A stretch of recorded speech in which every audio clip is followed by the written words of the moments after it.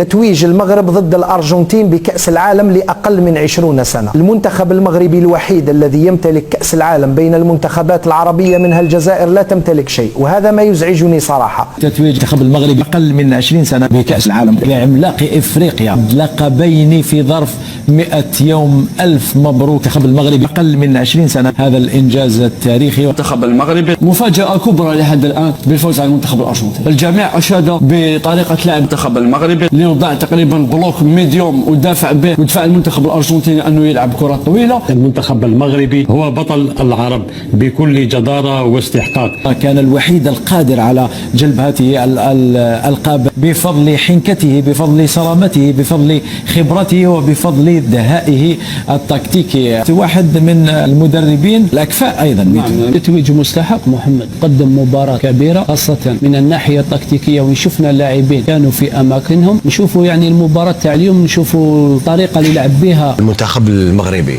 يلعب كرة نظيفة، يعرف كيفاش يخرج بالكرة. نعم. طريقة اللعب شفتوا كيفاش، خاصة الكرات العمودية.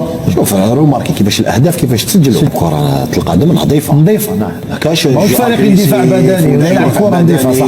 كونتر اتاك ولا ديماراج ديراكت اللي يلعبوا باس ولا كذا، يخرج لاطاكو وحده يماركي. نو بصح كيفاش تماركي البرومي بيت؟ لهذا شغل تزعف شويه تضيق لك، باسكو مباراه باش يدخلوا بها للتاريخ. المنتخب المغربي مسيره حافله والقاب كثيره. اليوم هناك فرق واضح في المستوى. بطل القاره الافريقيه دهس كل الانديه التي واجهها. هناك فرق في انما لعب حسب امكانياته، ولعب بذكاء لاعبيه وبخبره مدربه. شيء مؤسف أي نعم، لكن الصور هي التي تتحدث عن نفسها. لذلك علينا أن نركز في حديثنا على هذا الفوز ولا هذه الفرحة ولا هذا العرس، ولا نتوقف عند السلبيات التي قد يريد يعني المنافس أن يقودنا لإخراجنا من قوقعة الفوز والانتصار والفرحة.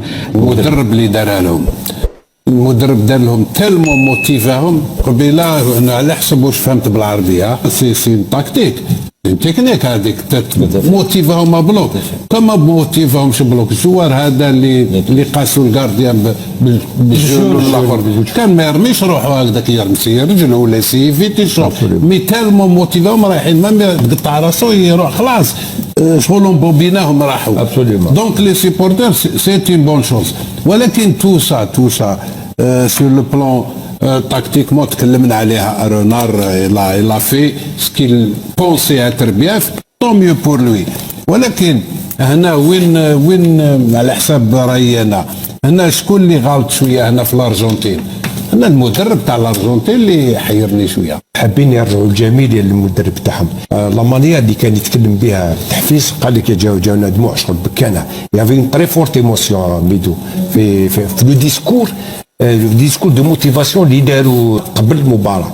شوف يقول لك يعني هاو مدرب معنا هنا ويعرف هذا الشيء. يقول لك لا دوزيام ميتون سي بور لي زونترينور اي اون لا فيريفي اوجوردي.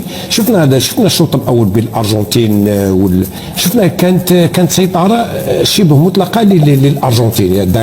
داير سجلوا جوج هدفين نحاهم الفار، لكن في الشوط الثاني غير الاستراتيجي تاعو، وهذيك الاستراتيجي جابت ثمارها لانه شاف درس نقاط الضعف تاع الارجنتين في الشوط الاول. ميدو شوف الهدف الاول الهدف الثاني نظن رايح يخرج بارمي توب 5 تاع لي بيور بي دو لا كوب دي مون. كيفاش تلاعب بالدفاع تاع الارجنتيني تقوشي راهو يلعب مع اون ايكيب دو دوزيام ديفيزيون. كيفاش لو كونترول لونشينمون لا فيكساسيون اي لونرولمون دو لا بال، سا سي ان بوت تري تكنيك. لكن هذا ما ينقصش كما تفضلت وقلت من قيمه الارجنتين، لانها مباراه اولى. أنا شفنا في 90 الأرجنتين في المباراة الأولى أمام الكاميرون عندما انهزم بهدف مقابل 0 بهدف رائع تاع أومامبيك بالدماغ. إلى حد الآن مازال يتيديو فيه كيفاش ماركاه أومامبيك. سي فو رابلي لا تيت تاع أومامبيك جات مارش اريير وضربها له في الأرض. بصح تماك الارجنتين الا تيري لو لوسون دو سيت ديفات، ومن بعد راحت ربحت اليو ار اس اس ليكس يو ار اس اس 2-0 ودارت النول مع لا روماني وجازت الدوزيام تور، ومن بعد الدوزيام تور ربحت البرازيل.